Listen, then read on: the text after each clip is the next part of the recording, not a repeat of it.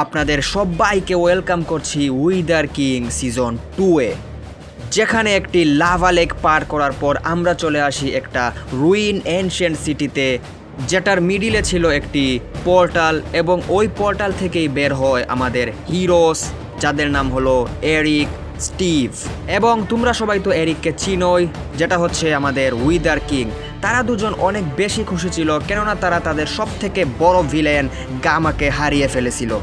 কিন্তু wither king তখনও খুশি ছিল না, কেননা তার বাবার হত্যাকারী এখনও বেঁচে ছিল এবং যতক্ষণ না পর্যন্ত সে তার বাবার হত্যাকারীর প্রতিশোধ নিচ্ছে সে থামবে না, এবং সে এটা প্রমিস করে।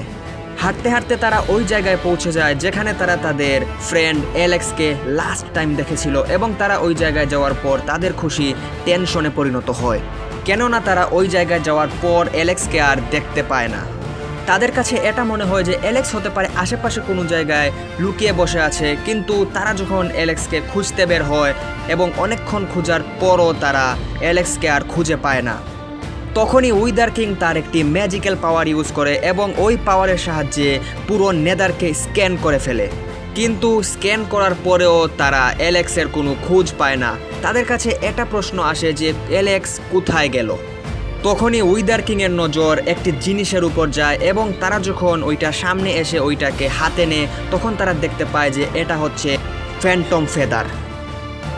কিন্তু চিন্তার বিষয় হচ্ছে ফ্যান্টম তো নেদারে স্পনই হয় না, এবং এটার উত্তর খুঁজতেই তাদের সব থেকে বড় সন্দেহ চলে যায় ম্যাডের উপর, এবং তাদের সন্দেহ যায় ম্যাডি অ্যালেক্স এবং ভলুর বাবাকে কিডন্যাপ করেছে। প্রথম থেকেই উইদার কিং ম্যাডের উপর থেকে রিভেঞ্জ নিতে চাচ্ছিল, এবং এটা শোনার পর তার রাগ আরও অনেক বেশি বেড়ে যায়, এবং তারা তখনই ম্যাডকে খোঁজার উদ্দেশ্যে বেরিয়ে পড়ে।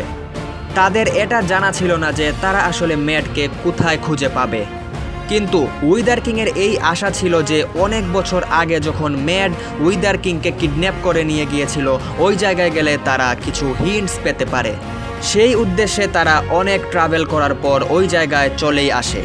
ওই জায়গায় যাওয়ার পরই তারা একটা ফ্যান্টম দেখতে পায়, যেটা ওই জায়গায় শুয়ে ছিল, এবং এই ফ্যান্টমটিকে দেখে তাদের এটা মনে হতে থাকে যে ম্যাড হতে পারে আশেপাশেই কোথাও আছে, কেননা এটা হচ্ছে সেই ফ্যান্টমটা যেটার মধ্যে করে ম্যাড ওই নেদার পোর্টালে গিয়েছিল। তারা সবাই অনেক আস্তে আস্তে শান্তশিষ্টভাবে ওই দরজার সামনেই চলে যায়, এবং তারা আস্তে করে ওই দরজার ভিতর প্রবেশ করে, এবং ওই ঘরে প্রবেশ করার পরই তারা বেসমেন্টে যাওয়ার একটি রাস্তা পায়, এবং তারা ওই দিকেই যেতে থাকে। বেসমেন্টে যাওয়ার পর তারা দেখতে পায় যে তাদের সন্দেহই ঠিক, এবং তারা ওইখানে ম্যাডকে দেখতে পায় যে কিনা কিছু একটা এক্সপেরিমেন্ট করতেছিল। ম্যাডকে দেখার সাথে সাথেই উইদার কিং ম্যাডের উপর হামলা করতে যায় এবং তাকে ওইখানেই শেষ করে দিতে চায়, কিন্তু স্টিভ তাকে থামতে বলে এবং উইদার কিং থেমে যায়। স্টিভ তখন ম্যাডকে অ্যালেক্স এবং ভলুর বাবার কথা জিজ্ঞেস করে। ম্যাড তখন তাদেরকে বলে সে আসলে তাদেরকে কিডন্যাপই করেনি এবং সে এই বিষয়ে কিছু জানেই না। ম্যাড তখন উইদার কিংয়ের ভয়ে এই কথা বলে দেয় সে যখন নেদার থেকে ওভারওয়ার্ল্ডে আসছিল তখন সে কিছু মানুষ দেখতে পায় তাদেরকে কিডন্যাপ করে নিয়ে যাচ্ছে, এবং এগুলো ছিল পিলেজার্স।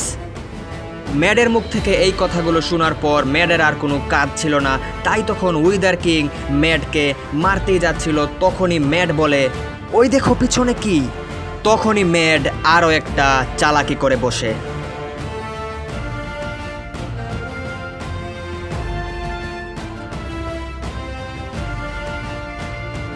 তখনই ম্যাড ওই জায়গা থেকে তার ফ্যান্টমকে নিয়ে পালিয়ে যায়, এবং সে এটাও বলে যে সে এটার প্রতিশোধ নিবে এবং সে আবারও ফিরে আসবে।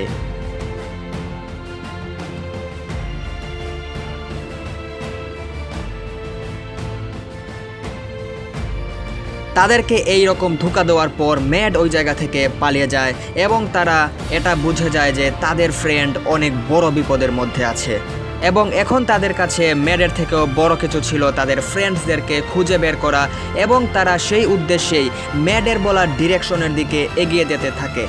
ম্যাড তাদেরকে সাউথ ডিরেকশনের কথা বলে, এবং ওই ডিরেকশনে যেতে যেতেই তারা এমন একটা হিন্টস পেয়ে যায়।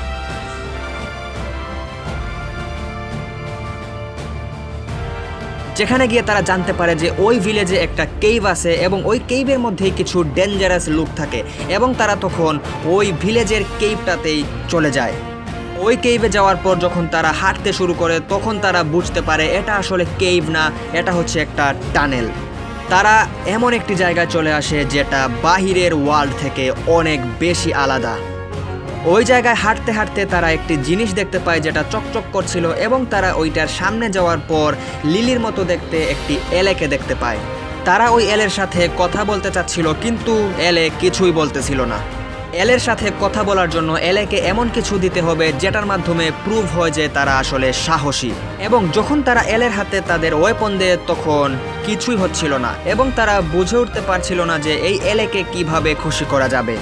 তখনই লিলি ওইখান থেকে চলে যায় এবং সে সামনে গিয়ে একটি লেক দেখতে পায় এবং ওই লেক দেখার পর লিলি বুঝে যায় যে ওই এলে আসলে কি চায়। তখনই লিলি উইদার কিং এবং অ্যালেক্সকে ওই লেকের সামনে আসতে বলে। লিলি তখন তাদেরকে ওই লেকের মধ্যে গিয়ে ড্রাউন্ড জম্বিদের সাথে ফাইট করতে বলে, কেননা ওই ড্রাউন্ড জম্বিদেরকে মারার পর তারা যে শেলগুলা পাবে ওই শেলগুলাই ওই এলের পিছনে দেওয়া। অর্থাৎ ওই শেল এবং এলের মধ্যে কোনো একটা কানেকশন তো আছেই। এবং লিলির কথা শোনার পর তারা ড্রাউন্ডদের সাথে ফাইট করতে থাকে। উইদার কিং এলেকে ওই শেলটা দেওয়ার পর এলে ওইটাকে অ্যাকসেপ্ট করে ফেলে এবং তারপর সে কোনো একটা জায়গায় যেতে থাকে এবং এরিক অ্যালেক্স তাদেরকে ফলো করতে থাকে। তাদের কাছে আর কোনো রাস্তা না থাকায় তারা ওই এলেকে ফলো করতে থাকে এবং ফলো করতে করতে তারা এমন একটা জায়গায় চলে যায় যেটা তারা চোখ দিয়ে বিশ্বাস করতে পারছিল না।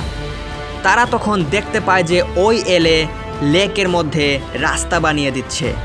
এলের এমন কাণ্ড দেখে এরিক এবং স্টিভ নিজের চোখে বিশ্বাস করতে পারছিল না।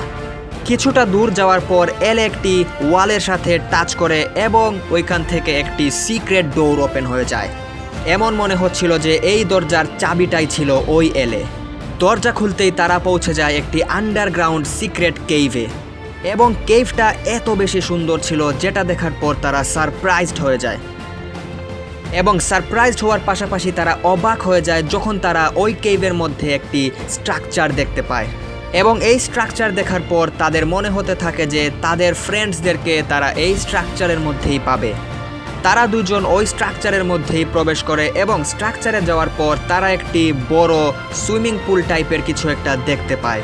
এটাকে দেখার পর স্টিভ তখনই ওইটার মধ্যে লাফ দেয় এবং লাফ দেওয়ার সাথে সাথেই স্টিভ অনেক বাজেভাবে ড্যামেজ খেতে থাকে এবং তখনই তারা বুঝে যায় যে এটা হচ্ছে টক্সিক ওয়াটার। তাদের মাথায় আসছিল না যে তারা এই সুইমিং পুলটাকে কিভাবে পার করবে। তখনই তাদের নজর যায় তাদের পাশে থাকা একটি স্নো ফক্সের উপর যেটা অনেক বেশি হাংরি ছিল এবং লিলি তখন তার কাছে থাকা একটি গ্লোবেরি দেয় ওই ফক্সের জন্য এবং ওই গ্লোবেরিসগুলো খাওয়ার পরপরই ওই ফক্সটা তাদেরকে হেল্প করার জন্য রেডি হয়ে যায় এবং ফাইনালি ওই স্নো ফক্সের হেল্পের সাহায্যেই তারা এই সুইমিং পুলটাকে পার করে ফেলে। এরপর যখন তারা আরও সামনে যায় তখন তারা বুঝতে পারে যে তারা এই স্ট্রাকচারের মিডিলে চলে এসেছে।